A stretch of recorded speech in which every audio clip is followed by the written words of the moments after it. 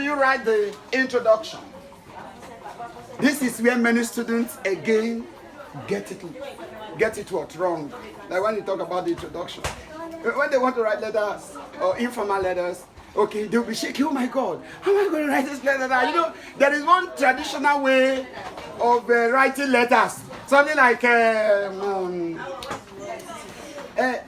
am very happy to write you this letter. I hope it meets you in good condition of health. If so, doxology. If not so, not doxology. No, there's nothing like that.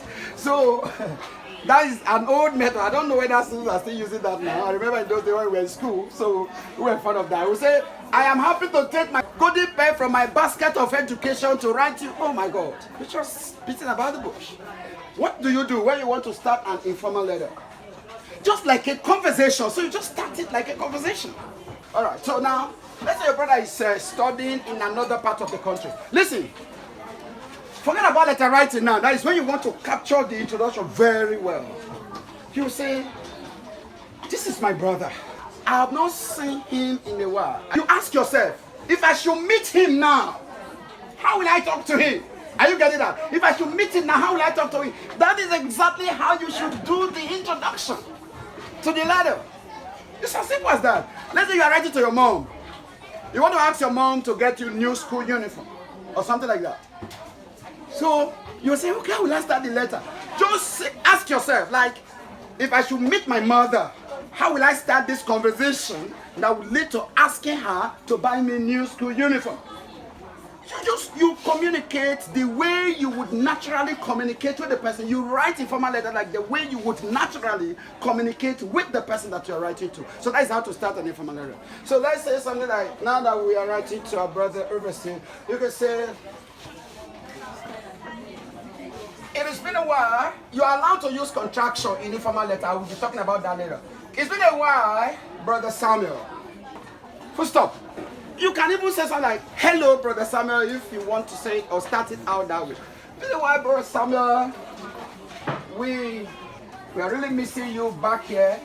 Then you want to create emphasis. Honestly, we are really missing you back here. Honestly. Full stop. Honestly. So with this, it's been a while, Brother Samuel. We're really missing you back here, honestly. With this word alone, okay? Brother what? Brother Samuel is going to really feel the emotion. Alright? We're still moving. Look at what we have done. It's been a while, Brother Samuel. We are really missing you back here, honestly. Good. So after saying two things like this, the next thing you should say, you are driving towards the purpose of the letter. The purpose of the letter must be mentioned or embedded in the introduction. But before you do that, at least I've said two things. The next thing you should say is, how are your studies? Okay? Yes, you should ask. That is what the person is doing if the person is studying there. But remember I said, let's say the person is studying over. So you say, why Brother John is reading this is going to be moved emotionally. He says, it's been a while, Brother Samuel. We're really missing you back here, honestly. How are your studies? Question mark. Please, this question mark. Brother Samuel, come on. I know what you are capable of. We are not worried over your academic progress at all because we know what you are capable of. This is okay. All right? After saying something like this, how many statements have I made? One. And what you are... Two. This is about how many now? Three. Am I correct? Four. So after this, you can introduce the purpose of the letter. We call this one pleasantry. What did I say we call this? We call this one what? Pleasantry. So when you are writing an informal letter, the introduction to an informal letter, you start with pleasantry. That is, it's been a while, Brother Samuel, we're really missing you back here. Go how your studies, we know what you're capable of, so we are not worried about your academic progress. That's pleasantry. Then the next thing you are going to do is what? You now introduce what we call deep pleasantry. What did I say? Don't write that. I think you should write that one down. We are going to introduce deep pleasantry. What is deep pleasantry? Pleasantry is that the greater the person, you're just making the person happy or comfortable, getting emotionally attached to you over the conversation. Then after that, the next thing you will do is to introduce the greetings to a more passionate or a more sympathetic what? Level. That is what you call deep pleasantry. And how do you do that? Very simple. You try to touch on a past event that the person can easily reconnect with. Okay? But don't just select an event, okay, for the sake of it. You have to select an event that has something to do with the purpose of the informal letter, of the purpose of the letter. Are you getting that? So you craft it out. That is why they say that writing is a craft. It's an art. Just like the way someone would take a pen or pencil or colors and be drawing. That's how writing is. So you plan it to structure it the way you want it. Okay?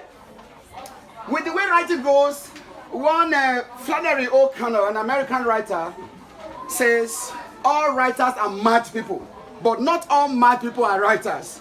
Because the way writing goes, the way the craft goes, you can just stick it wherever you wish and you just be playing on paper. And then the way you come out with all your written, people get blessed by reading it. Okay, so, all right, now, let's think about, let's ask ourselves, although we are not working with a question here, let's say, okay, let's say something like, you were asked to tell Brother Samuel, who is studying overseas, about some changes that have taken place in the village. I can remember that type of question in the work archive. Though in our next episode, we're going to be treating questions. So let's say you're writing this letter to discuss some changes that have taken place in the village with Brother Samuel. Brother Samuel, I know what you're capable of. So we are not worried over your academic progress at all. As I walked past the village square, or you can say the market square, yesterday, that you're not trying to recall a past event. That is how to introduce deep pleasantry. But select a, I said it before and I'm repeating it again. Select a past event that we have a connection with the purpose of the letter. Now you want to write to Brother Samuel, who is studying overseas, about some changes that have taken place in the village since he left the village. Alright, so when you're going to select a deep pleasantry, a moment in the past, you can just say, as I walk past the market square, I remember how we used to sit on top of the Iroko storm to eat suya. Brother Samuel, when you come back to that place now, you will not recognize the scene. It has been translated into the United States of America. That is why I am writing this letter, to tell you about the changes that have taken place in the village since you went for your studies overseas. Perfect. Wow. You see that? So that is a great deep pleasantry. I'm going to put it here for you. So that's how to write a deep pleasantry. So let's start. I've already read it out. So let's go. So you say, our entire village has been translated into a city. Okay? Huh? Yeah.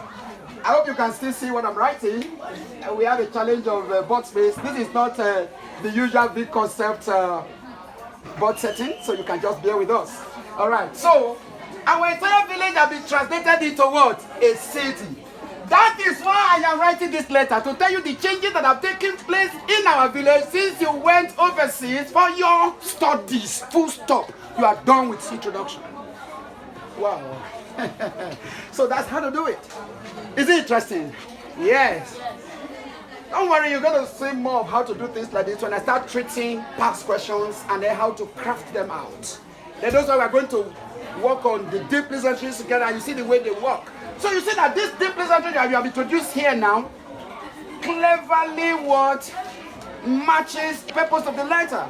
That as I walk past the market square, where we used to, I saw where we used to sit and eat here, you won't know the place again when you come back, when you see the place. It has been translated into a city.